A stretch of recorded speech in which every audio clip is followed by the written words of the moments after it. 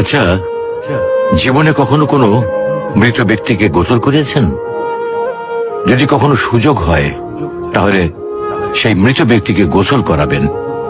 তখন খুব কাছ থেকে দেখবেন মৃত মানুষের দেহটা কতটা অসহায় লাগে, মৃত্যুর পরে মানুষের দেহ কতটা ভয়ের কারণ হয়ে দাঁড়ায়। সুযোগ পেলে রাতে লাশটা পাহারা দেবেন, তখন বুঝতে পারবেন প্রিয় মানুষটার লাশ রাতের বেলায় আপনার কাছে কতটা অদ্ভুত লাগে, কতটা ভয়ের কারণ হয়ে ওঠে, কতটা আতঙ্কের কারণ হয়ে যায়।